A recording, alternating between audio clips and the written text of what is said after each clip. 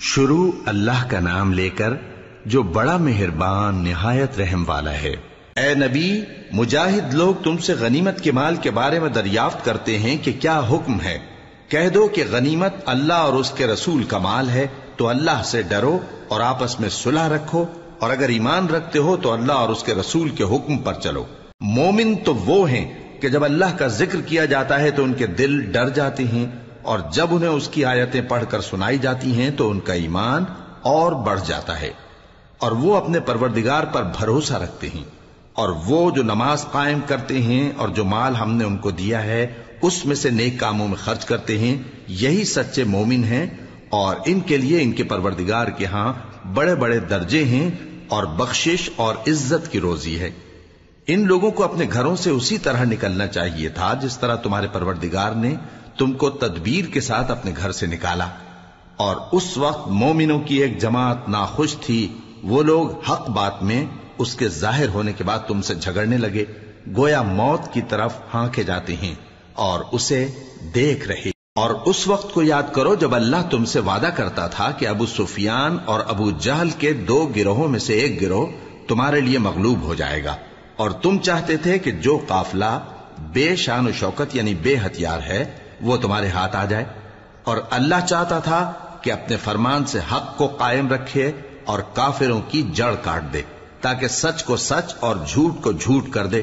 گو مشرک ناخوش ہی ہوں۔ جب تم لوگ اپنے پروردگار سے فریاد کرتے تھے تو اس نے تمہاری دعا قبول کر لی، اور فرمایا کہ تسلی رکھو، ہم 1000 فرشتوں سے جو ایک دوسرے کے پیچھے آتے جائیں گے تمہاری مدد کریں گے۔ اور اس مدد کو اللہ نے محض بشارت بنایا تھا کہ تمہارے دل اس سے اطمینان حاصل کریں، اور مدد تو اللہ ہی کی طرف سے ہے، بے شک اللہ غالب ہے، حکمت والا ہے۔ جب اس نے تمہاری تسکین کے لیے اپنی طرف سے تمہیں نیند کی چادر اڑھا دی اور تم پر آسمان سے پانی برسا دیا تاکہ تم کو اس سے نہلا کر پاک کر دے اور شیطانی نجاست کو تم سے دور کر دے، اور اس لیے بھی کہ تمہارے دلوں کو مضبوط کر دے اور اس سے تمہارے پاؤں جمائے رکھے۔ جب تمہارا پروردگار فرشتوں کو ارشاد فرماتا تھا کہ میں تمہارے ساتھ ہوں، تم مومنوں کو تسلی دو کہ ثابت قدم رہیں،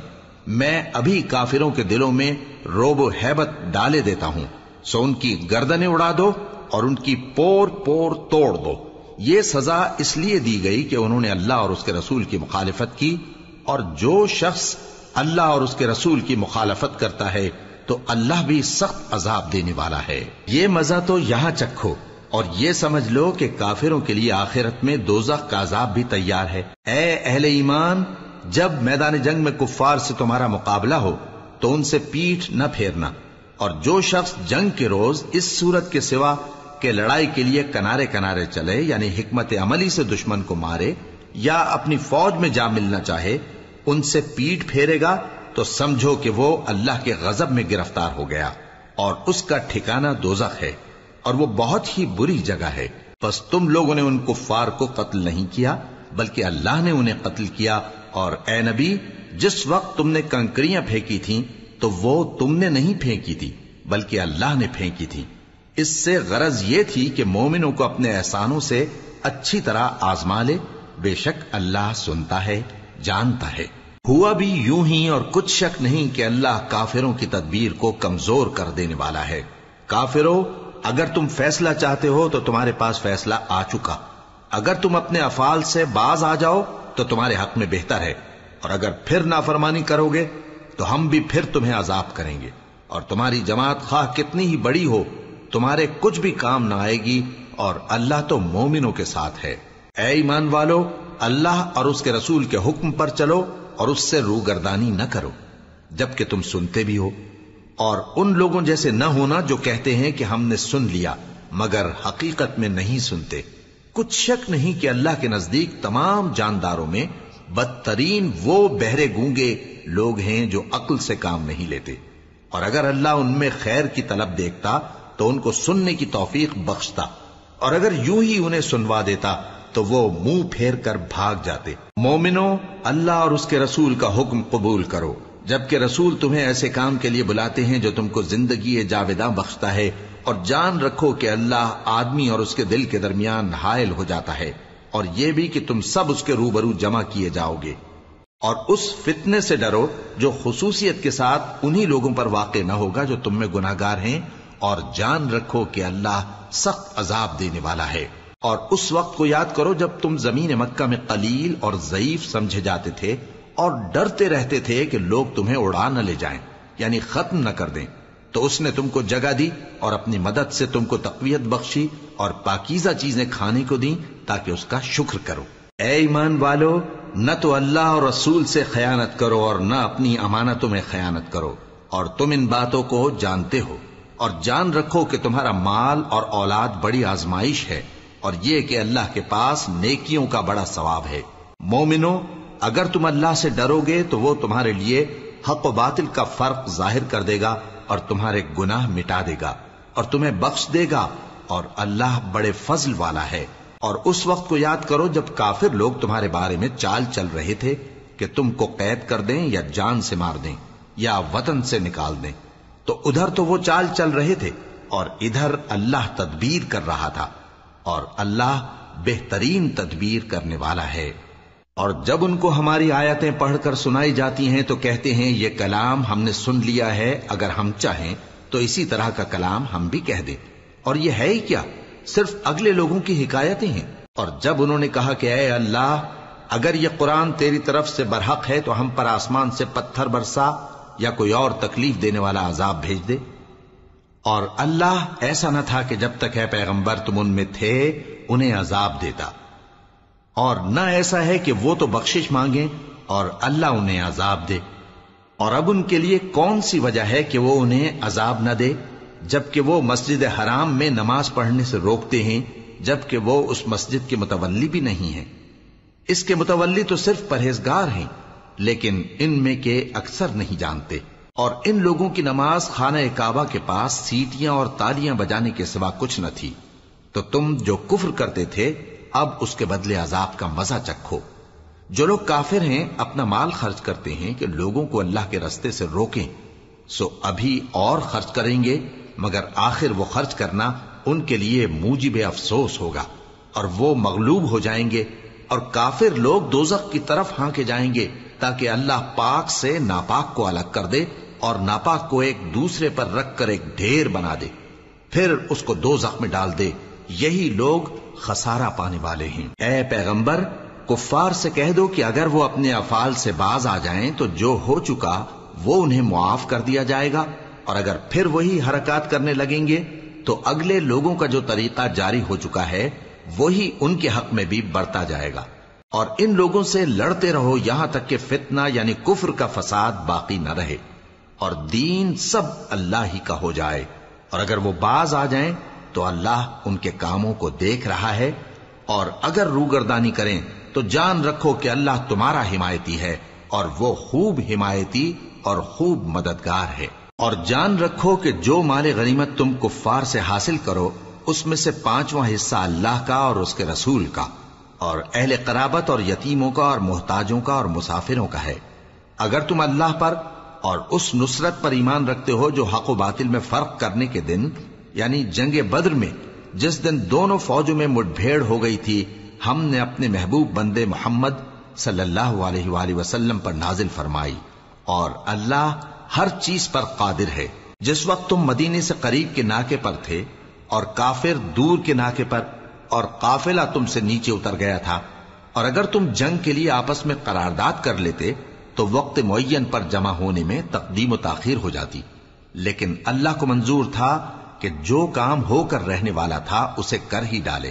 تاکہ جو مرے بصیرت پر یعنی یقین جان کر مرے، اور جو جیتا رہے وہ بھی بصیرت پر یعنی حق پہچان کر جیتا رہے۔ اور کچھ شک نہیں کہ اللہ سنتا ہے، جانتا ہے۔ اس وقت اللہ نے تمہیں خواب میں کافروں کو تھوڑی تعداد میں دکھایا تھا، اور اگر بہت کر کے دکھاتا تو تم لوگ جی چھوڑ دیتے اور جو کام درپیش تھا اس میں جھگڑنے لگتے، لیکن اللہ نے تمہیں اس سے بچا لیا، بے شک وہ سینوں کی باتوں تک سے واقف ہے۔ اور اس وقت جب تم ایک دوسرے کے مقابل ہوئے تو کافروں کو تمہاری نظروں میں تھوڑا کر کے دکھاتا تھا اور تم کو ان کی نگاہوں میں تھوڑا کر کے دکھاتا تھا، تاکہ اللہ کو جو کام کرنا منظور تھا اسے کر ڈالے، اور سب کاموں کا رجوع اللہ ہی کی طرف ہے۔ مومنو، جب کفار کی کسی جماعت سے تمہارا مقابلہ ہو تو ثابت قدم رہو اور اللہ کو بہت بہت یاد کرو تاکہ مراد حاصل کر لو، اور اللہ اور اس کے رسول کے حکم پر چلو، اور آپس میں جھگڑا نہ کرنا کہ ایسا کرو گے تو تم بزدل ہو جاؤ گے اور تمہاری ہوا اکھڑ جائے گی، اور صبر سے کام لو کہ اللہ صبر کرنے والوں کا مددگار ہے۔ اور ان لوگوں جیسے نہ ہونا جو اتراتے ہوئے یعنی حق کا مقابلہ کرنے کے لیے اور لوگوں کو دکھانے کے لیے گھروں سے نکل آئے اور لوگوں کو اللہ کی راہ سے روکتے ہیں، اور جو اعمال یہ کرتے ہیں اللہ ان کا احاطہ کیے ہوئے ہے۔ اور جب شیطان نے ان کے اعمال ان کو آراستہ کر دکھائے اور کہا کہ آج کے دن لوگوں میں سے کوئی تم پر غالب نہ ہوگا اور میں تمہارا رفیق ہوں، لیکن جب دونوں فوجیں ایک دوسرے کے مقابل صف آرا ہوئیں تو پسپا ہو کر چل دیا اور کہنے لگا کہ مجھے تم سے کوئی واسطہ نہیں، میں تو ایسی چیزیں دیکھ رہا ہوں جو تم نہیں دیکھ سکتے، مجھے تو اللہ سے ڈر لگتا ہے اور اللہ سخت عذاب کرنے والا ہے۔ اس وقت منافق اور کافر جن کے دلوں میں بیماری تھی کہتے تھے کہ ان لوگوں کو ان کے دین نے مغرور کر رکھا ہے، اور جو شخص اللہ پر بھروسہ رکھتا ہے تو اللہ غالب ہے، حکمت والا ہے۔ اور کاش تم اس وقت کی کیفیت دیکھو جب فرشتے کافروں کی جانیں نکالتے ہیں کہ ان کے چہروں اور پیٹھوں پر مارتے جاتے ہیں اور کہتے ہیں اب آگ کے عذاب کا مزہ چکھو، یہ ان اعمال کی سزا ہے جو تمہارے ہاتھوں نے آگے بھیجی ہیں، اور یہ جان رکھو کہ اللہ بندوں پر ظلم نہیں کرتا۔ جیسا حال فرعونیوں اور ان سے پہلے لوگوں کا ہوا تھا ویسا ہی ان کا ہوا کہ انہوں نے اللہ کی آیتوں سے کفر کیا تو اللہ نے ان کے گناہوں کی سزا میں ان کو پکڑ لیا۔ بے شک اللہ زبردست ہے، سخت عذاب دینے والا ہے۔ یہ اس لیے کہ جو نعمت اللہ کسی قوم کو دیا کرتا ہے جب تک وہ خود اپنے دلوں کی حالت نہ بدل ڈالیں اللہ اسے نہیں بدلا کرتا، اور اس لیے کہ اللہ سنتا جانتا ہے۔ جیسا حال فرعونیوں اور ان سے پہلے لوگوں کا ہوا تھا ویسا ہی ان کا ہوا۔ انہوں نے اپنے پروردگار کی آیتوں کو جھٹلایا تو ہم نے ان کو ان کے گناہوں کے سبب ہلاک کر ڈالا اور فرعونیوں کو ڈبو دیا، اور وہ سب ظالم تھے۔ جانداروں میں سب سے بدتر اللہ کے نزدیک وہ لوگ ہیں جو کافر ہیں، سو وہ ایمان نہیں لاتے۔ جن لوگوں سے تم نے صلح کا عہد کیا ہے پھر وہ ہر بار اپنے عہد کو توڑ ڈالتے ہیں اور اللہ سے نہیں ڈرتے، اگر تم ان کو لڑائی میں پاؤ تو انہیں ایسی سزا دو کہ جو لوگ ان کے پس پشت ہوں وہ ان کو دیکھ کر بھاگ جائیں، عجب نہیں کہ ان کو اس سے عبرت ہو۔ اور اگر تم کو کسی قوم سے دغابازی کا خوف ہو تو ان کا عہد انہی کی طرف پھینک دو کہ اس طرح تم سب برابر ہو جاؤ۔ کچھ شک نہیں کہ اللہ دغابازوں کو دوست نہیں رکھتا، اور کافر یہ خیال ہرگز نہ کریں کہ وہ آگے نکل گئے ہیں،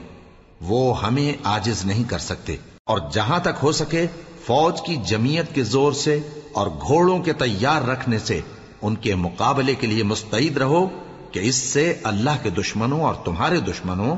اور ان کے سوا اور لوگوں پر جن کو تم نہیں جانتے اور اللہ جانتا ہے ہیبت بیٹھی رہے گی، اور تم جو کچھ اللہ کی راہ میں خرچ کرو گے اس کا ثواب تم کو پورا پورا دیا جائے گا اور تمہارا ذرا نقصان نہ کیا جائے گا۔ اور اگر یہ لوگ صلح کی طرف مائل ہوں تو تم بھی اس کی طرف مائل ہو جاؤ، اور اللہ پر بھروسہ رکھو، کچھ شک نہیں کہ وہ سب کچھ سنتا ہے جانتا ہے۔ اور اگر یہ چاہیں کہ تم کو فریب دیں تو اللہ تمہیں کفایت کرے گا، وہی تو ہے جس نے تم کو اپنی مدد سے اور مسلمانوں کی جمعیت سے تقویت بخشی اور ان کے دلوں میں الفت پیدا کر دی، اور اگر تم دنیا بھر کی دولت خرچ کرتے تب بھی ان کے دلوں میں الفت پیدا نہ کر سکتے، مگر اللہ ہی نے ان میں الفت ڈال دی، بے شک وہ زبردست ہے، حکمت والا ہے۔ اے نبی، اللہ تم کو اور مومنوں کو جو تمہارے پیرو ہیں کافی ہے۔ اے نبی، مسلمانوں کو جہاد کی ترغیب دو۔ اگر تم میں 20 آدمی ثابت قدم رہنے والے ہوں گے تو 200 کافروں پر غالب رہیں گے،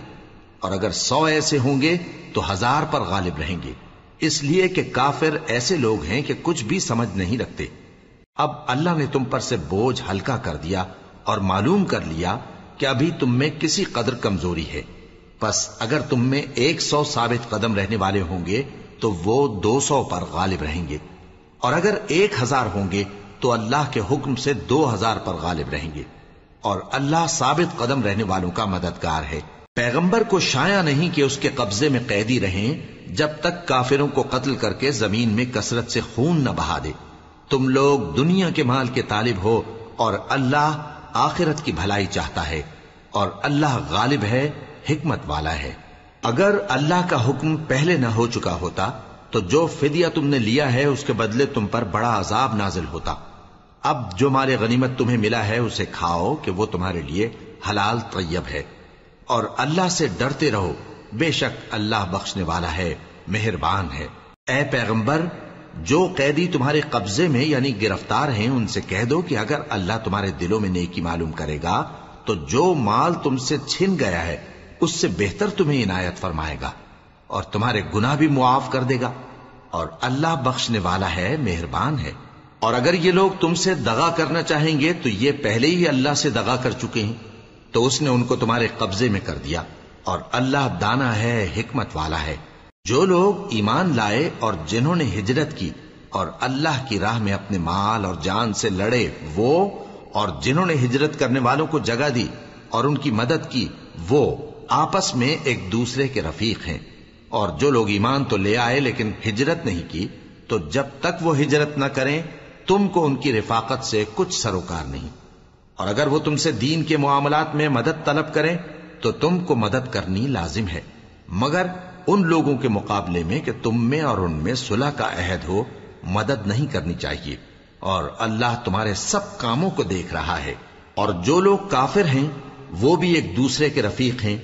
تو مومنو، اگر تم یہ کام نہ کرو گے تو ملک میں فتنہ برپا ہو جائے گا اور بڑا فساد مچے گا۔ اور جو لوگ ایمان لائے اور وطن سے ہجرت کر گئے اور اللہ کی راہ میں جہاد کرتے رہے، اور جنہوں نے ہجرت کرنے والوں کو جگہ دی اور ان کی مدد کی، یہی لوگ سچے مسلمان ہیں۔ ان کے لیے اللہ کے ہاں بخشش اور عزت کی روزی ہے۔ اور جو لوگ بعد میں ایمان لائے اور وطن سے ہجرت کر گئے اور تمہارے ساتھ ہو کر جہاد کرتے رہے، وہ بھی تمہیں میں سے ہیں۔ اور رشتہ دار اللہ کے حکم کی روح سے ایک دوسرے کے زیادہ حقدار ہیں، کچھ شک نہیں کہ اللہ ہر چیز سے واقف ہے۔